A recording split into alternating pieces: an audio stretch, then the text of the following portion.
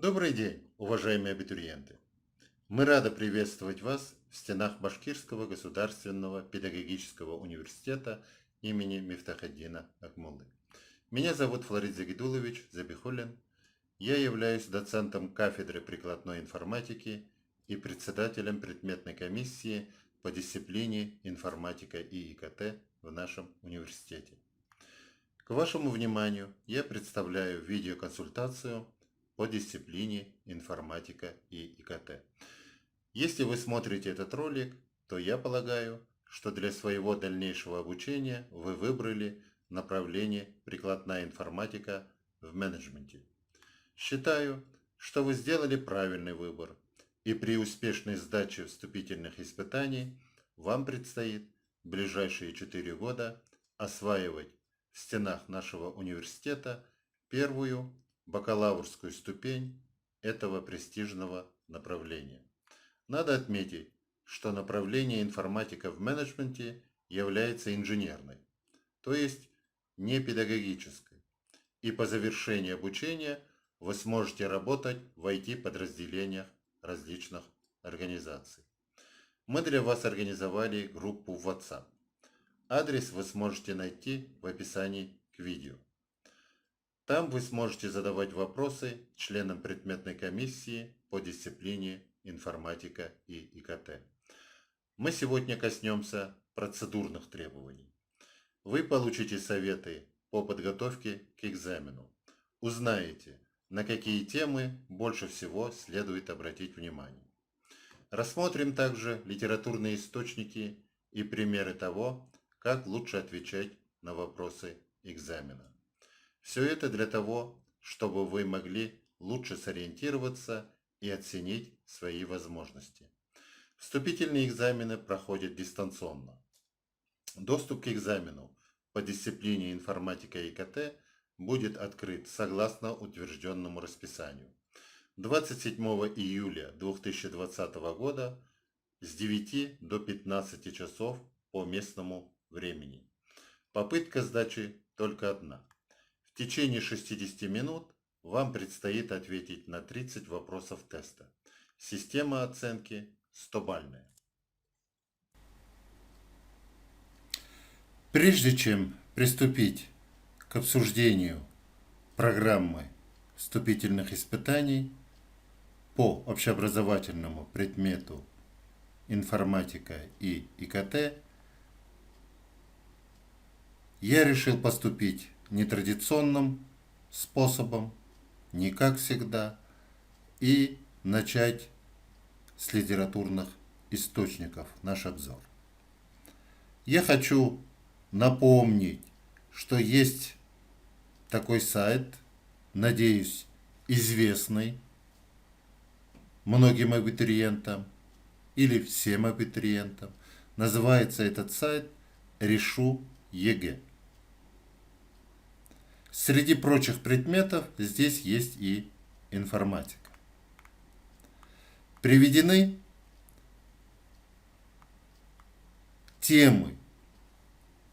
Вот в данном случае 27 основных тем и 19 дополнительных тем.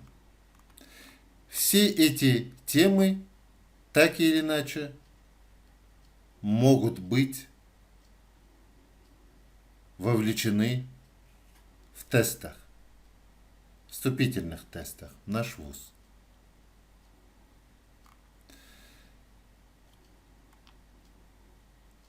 Если рассмотреть какой-то вариант,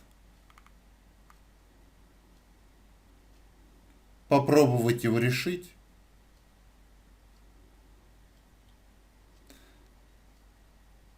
затем посмотреть представленные решения, часто очень подробные, то даже при отсутствии репетитора можно более или менее качественно, самостоятельно причем, подготовиться к экзамену.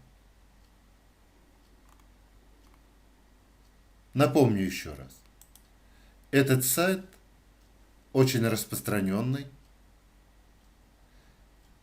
и представляет исчерпывающий перечень тем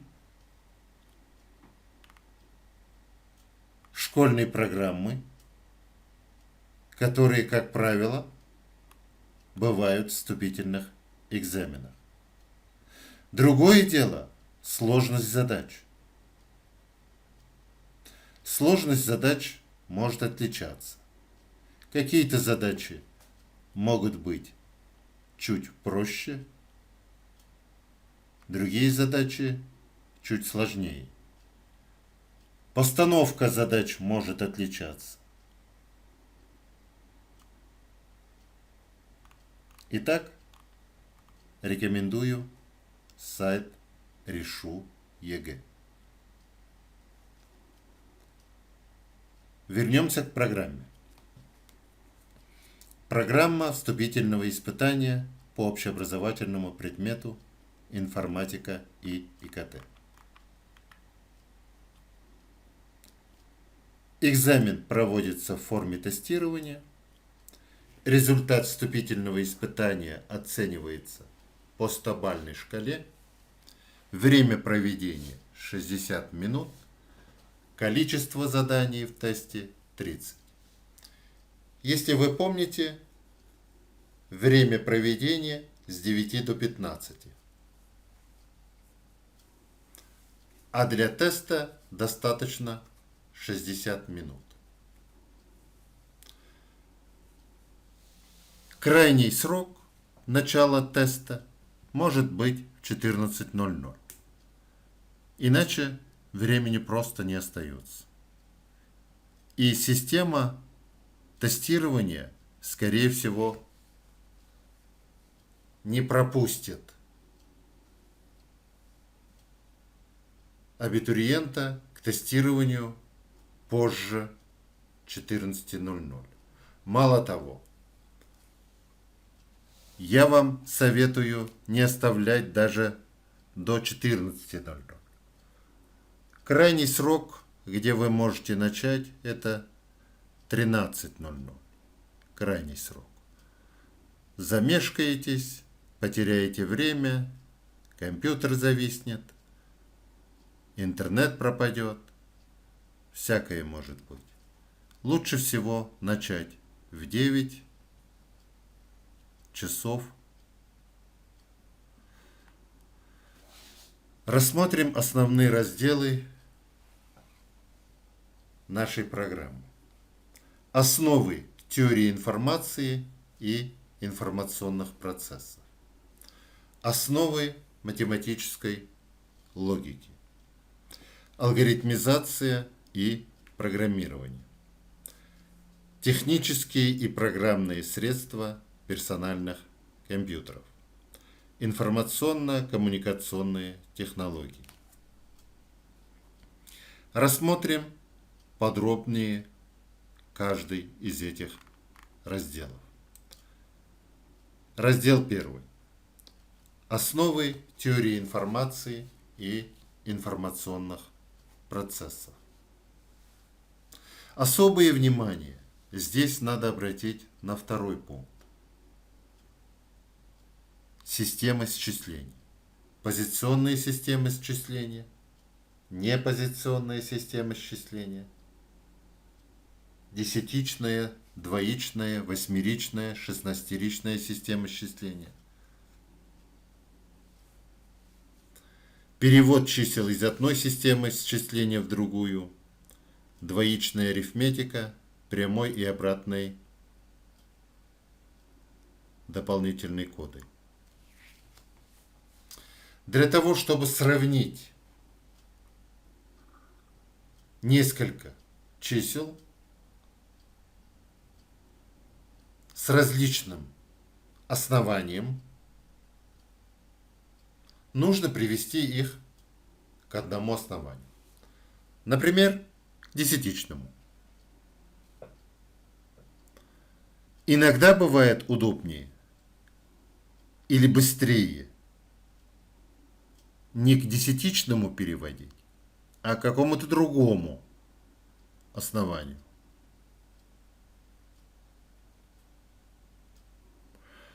По пункту 1.1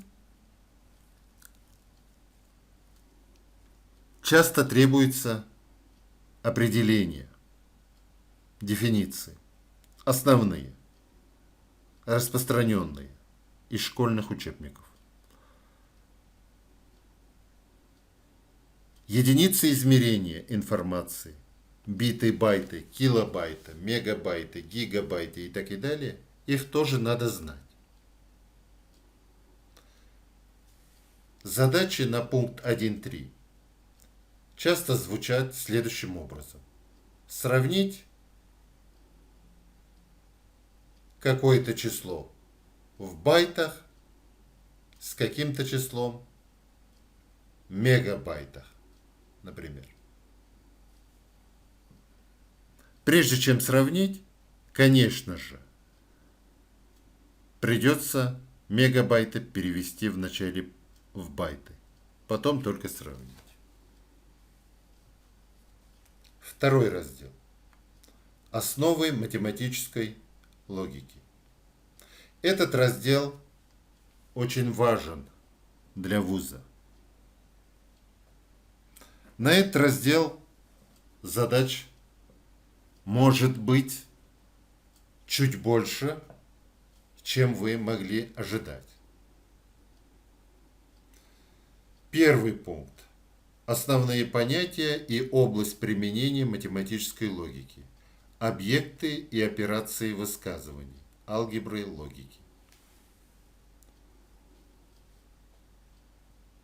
Речь идет об основных логических операциях или логических связках. Или следование и равносильность. Операция «не» также. Все эти операции имеют таблицы истинности. Например, союз «и» или конъюнкция истинна, когда оба высказывания истинны, если это конъюнкция двух высказываний. И ложно во всех остальных случаях.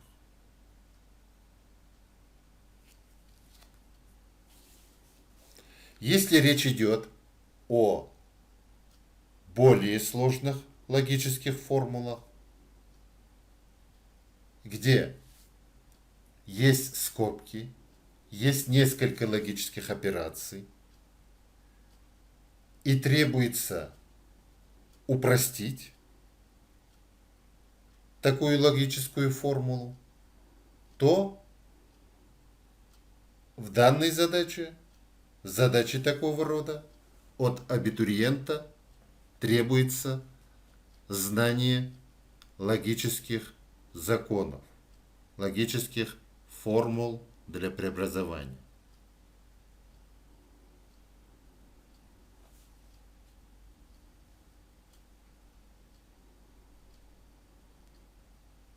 Например, в обычной алгебре мы умеем выносить за скобки и раскрывать скобки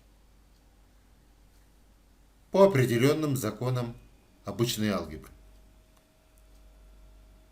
В алгебре логики есть свои правила, по которым также можно раскрывать скобки. Есть старшинство операций. На это все могут быть задачи.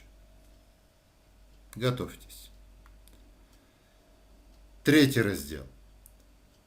Алгоритмизация и программирование. Здесь, в этом разделе, чуть больше пунктов, чем в остальных. Самым главным в этом разделе является понимание того,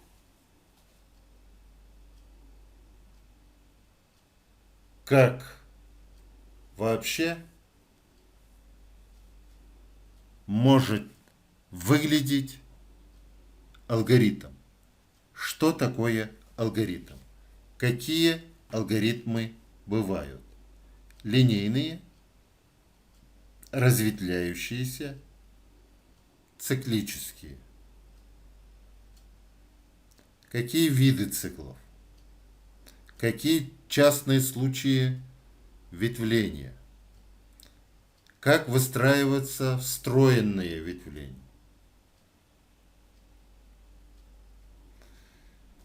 В этом разделе также могут быть задачи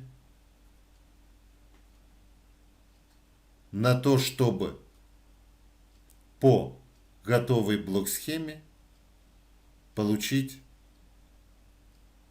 алгоритм в алгоритмическом языке, либо на одном из языков программирования, который вам доступен, известен, который вы изучали в школе. Это может быть язык Pascal, язык C, C++, C#, Python. Другие языки мы не рассматриваем.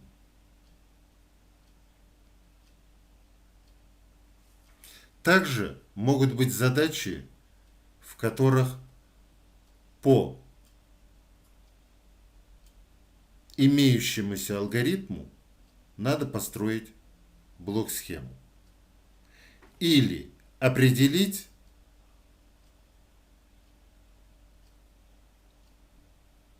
верную блок-схему, подобрать верную блок-схему к представленному алгоритму. Другие распространенные задачи этой тематики – это когда алгоритм задан, например, с помощью блок-схемы или с помощью алгоритмического языка, реже Pascal и другие языки используются. Этот алгоритм требуется выполнить вручную и как ответ выдать значение определенной переменной. В таких задачах легко запутаться. Главное не торопиться и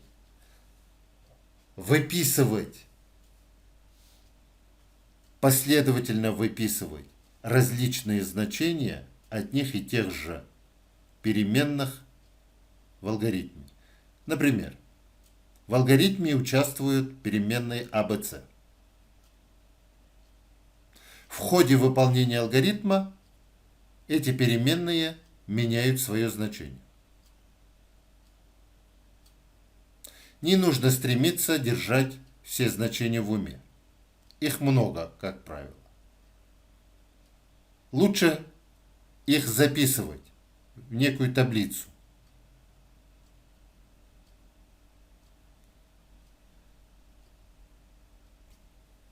Следующее.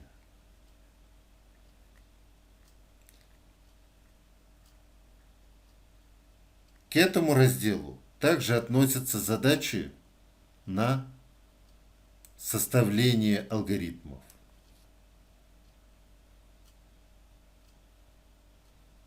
Например, на распознавание алгоритма.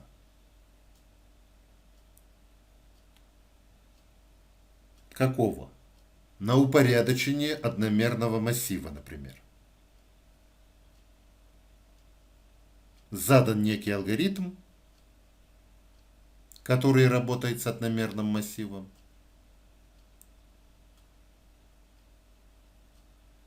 Распознать, является ли этот алгоритм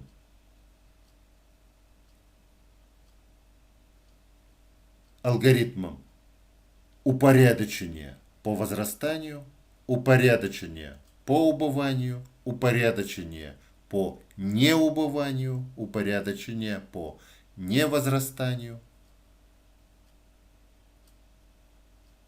Или, например, этот алгоритм ищет количество нулей, количество отрицательных чисел, количество положительных чисел, либо иных других. Четвертый раздел. Технические и программные средства персональных компьютеров. Здесь всего 3 пункта. Они, в общем-то, равнозначны. Ну, начнем с третьего пункта, 4.3. Структура программного обеспечения. Как известно, бывают разные программы. Бывают системные программы, бывают пользовательские программы, бывают какие-то еще другие. Вот их нужно уметь отличать. Например, любой школьник знает, что Windows – это операционная система. Linux – тоже операционная система. А если, например, какой-нибудь PC-MOS,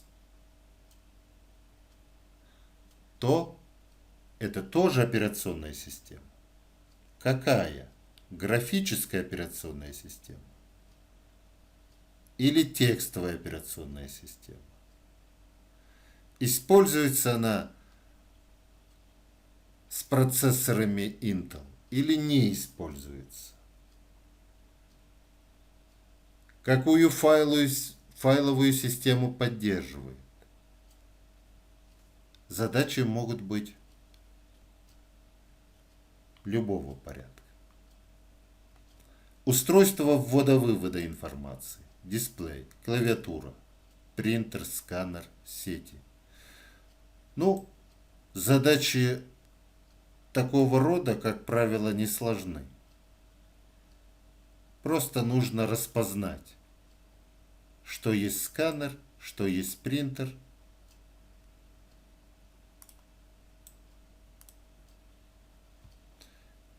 Первый пункт – история вычислительной техники. Ну, здесь какие-то факты из истории вычислительной техники, которые требуется знать и воспроизвести. Следующий пункт. Раздел 5. Информационно-коммуникационные технологии. Как правило, задачи на офисные технологии.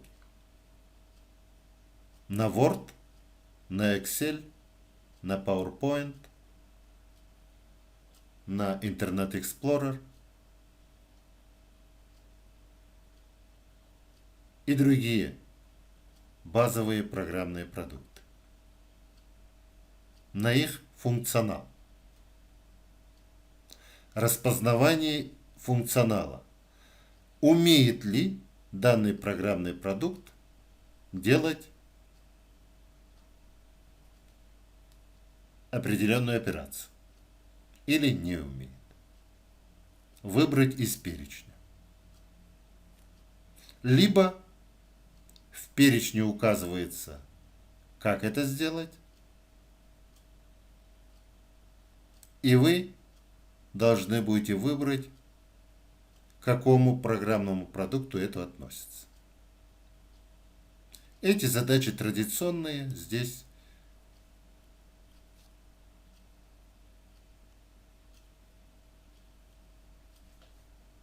вы должны показать практическое использование этих программных продуктов. То есть, если вы работали на них, то вы легко ответите. Если вы не работали в этих программных продуктах, возможны ошибки. Здесь показаны несколько примеров. Примерные задания. Память компьютера – это. И 4 варианта ответа. Электронный блок, либо интегральная схема, использующая машинные инструкции, код программ. Часть вычислительной машины, физическое устройство или среда для хранения данных. Система взаимодействия между обработчиком информации и внешним миром. Комплекс взаимосвязанных программ, предназначенных для управления ресурсами компьютера и организации взаимодействия с пользователем. Правдоподобных ответов 2. Отметаем заведомо неверные. Комплекс взаимосвязанных программ. 4-й ответ. Память не может быть комплексом взаимосвязанных программ.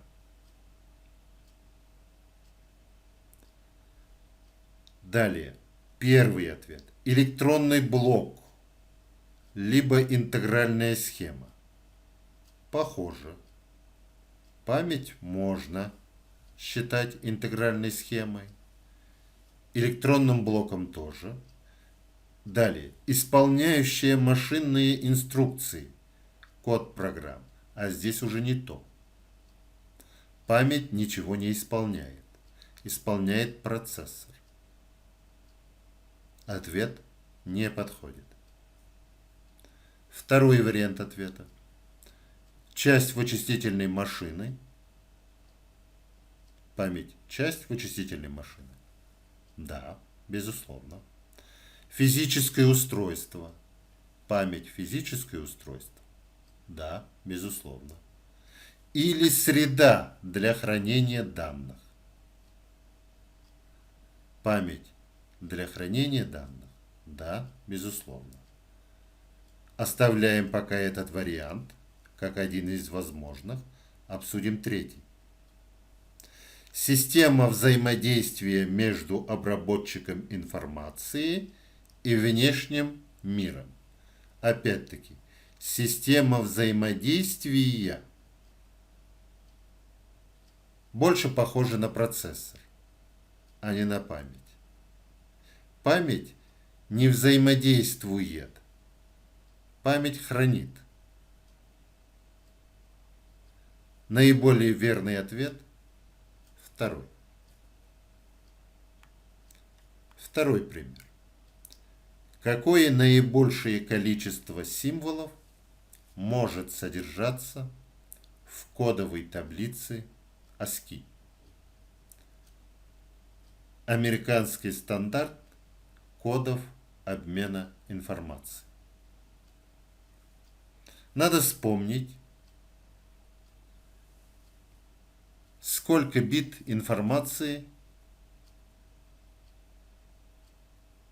в этой кодовой таблице.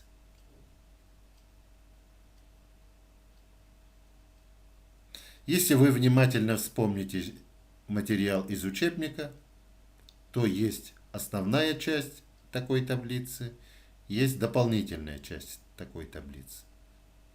В основной части кириллица, латиница в основной части, цифры, специальные символы, а кириллица и другие возможные национальные символы, они во второй части. Можно даже посчитать, сколько вообще таких, примерно прикинуть, символов может быть, и отметать заведомо неверные ответы. Бесконечно много, конечно, не подходит. 32 767 тоже мы не доберем. Остается либо 256, либо 128. Если вы внимательно посчитаете, то убедитесь, что 256.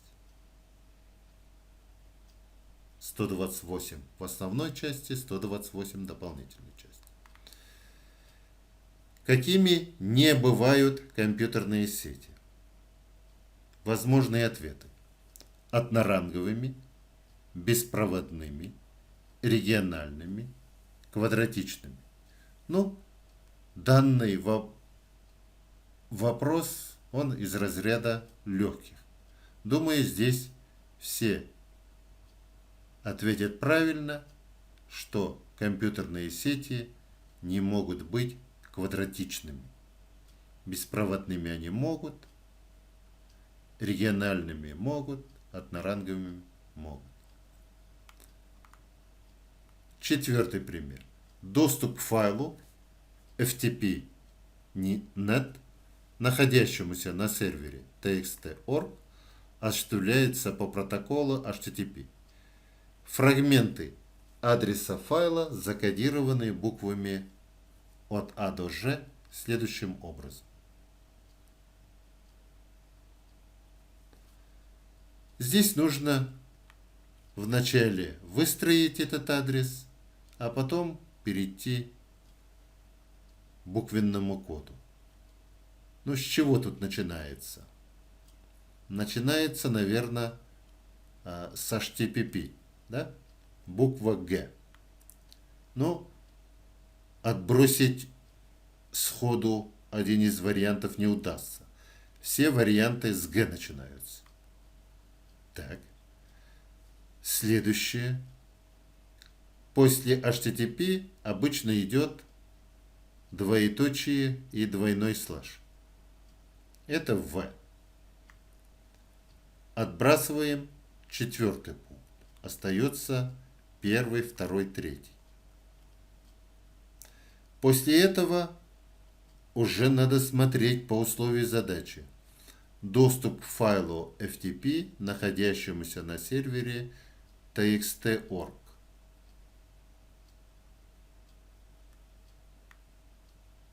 Ну, дальше, я думаю, вы сможете сами добрать. Рекомендуемая литература.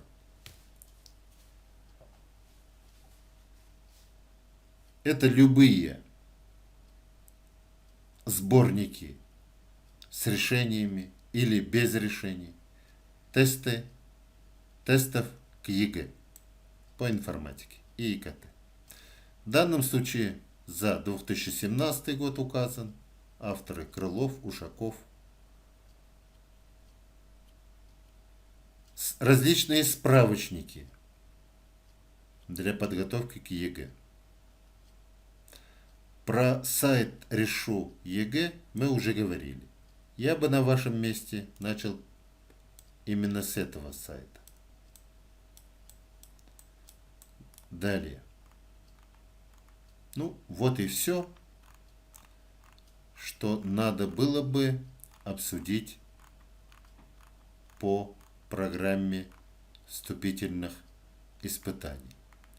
Единственное, я должен напомнить, что на любом экзамене главное абитуриенту не торопиться, не суетиться, решать последовательно, спокойно и правильно.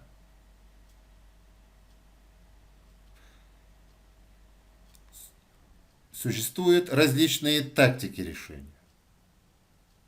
Например, кто-то решает задачи, начиная с самого легкого, кто-то с самого сложного. Если вы начинаете с самого легкого или с того задания, которое вам известен решение, то, мне кажется, вы можете успеть большее количество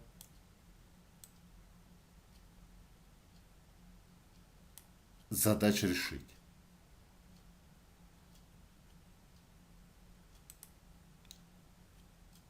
Спасибо за внимание. Консультация завершена. Всем до свидания.